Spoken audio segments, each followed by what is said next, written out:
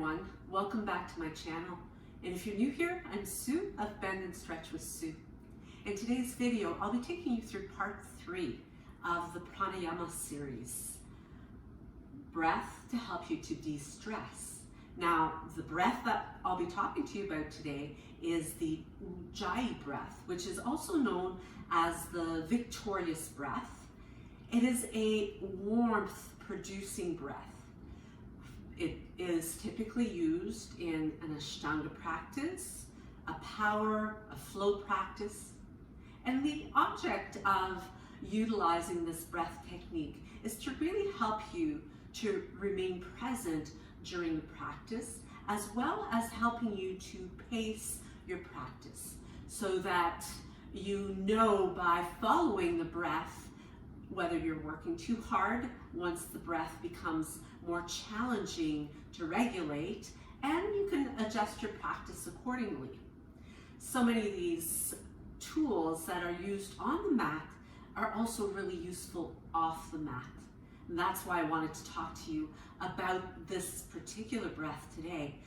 Quite often, if you have attended a yoga class, you've heard the Ujjayi breath when there's a sound almost like an ocean sound, or some call it a Darth Vader type of sound that's created by breathing this way.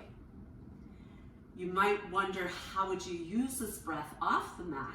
And really, it is the same principle of being present and being centered, where this breath can be really useful to tame stress.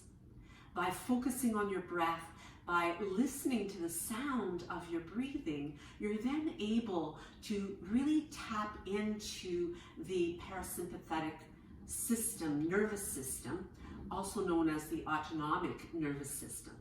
This is a system that moves you away from fight or flight. So that's why it's so important to be able to regulate the breath. Now you might wonder why I have a mirror here today. And I find that quite often these visual tools can really help you in mastering the technique. So in this case, how would you do the Ujjayi breath? Well, let me take you through it. The Ujjayi breath is a sound that's created as the breath comes into the larynx and moves through the glottis at the opening of the larynx, which is right between the vocal cords. So it's really important to be cautious when utilizing this breath so that you don't create strain on the vocal cords, meaning that you're not trying to project the sound so loudly that it could be heard throughout the room necessarily, but really utilizing it so that you yourself can hear that breath, which means it's fairly soft of a sound that it creates.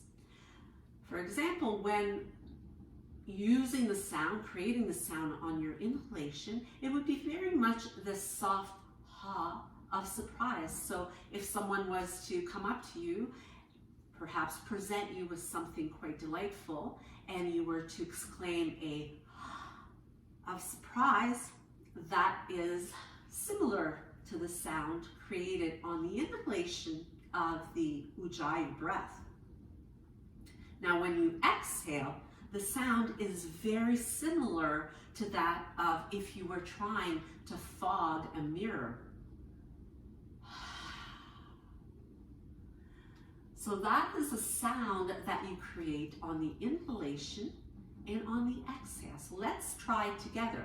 Nice soft of surprise, a soft smooth exhale,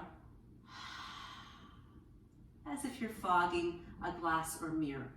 You could try that fogging technique by holding your hand in front and just feeling that warm air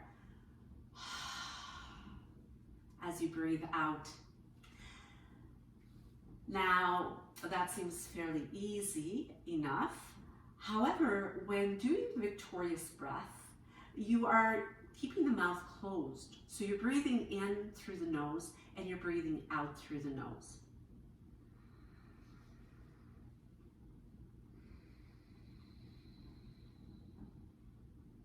So try that with me.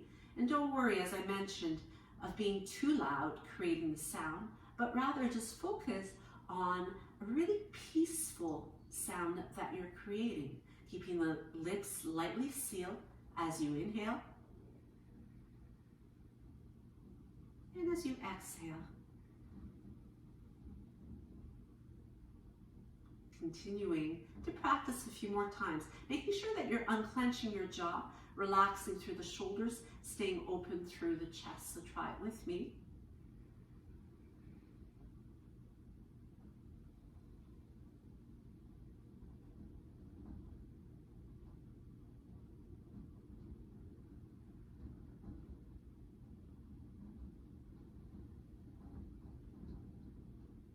So as you master the Ujjayi breath, this technique is really useful while you're practicing yoga, but it can also be a really helpful means of calming down stress. Because as you concentrate on the sound, it is very soothing, it's very calming, and it will move you away from that fight or flight response that will cause stress to build within you, helping you to release it, to become more relaxed.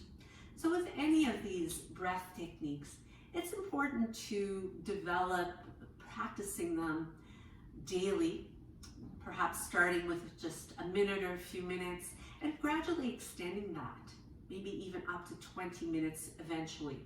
You could vary your practice with the different types of breath that we've covered so far. The box breathing, which was mentioned in my first video of this series, and followed by the alternate nostril breath, and now the victorious breath. So give these a try and incorporate them in your daily routine, whether you use a meditation practice or not, or just whether you are using it with your yoga practice. See if maybe you can incorporate it off the mat. It's a great way to start the day. It's a wonderful way to end the day and to help you to be prepared, relaxed for a really soothing night's sleep. So thank you so much for joining me today. Really appreciate your time, and be sure to give me one of these if you liked it. You can comment down below what your experience is like with the breathing techniques, as well as any future content that you'd like to see. Be sure to share this with your friends, hit that subscribe button, as well as the notification bell, so you'll know when I upload new content, and you can check it out and check me out in the next video. Namaste.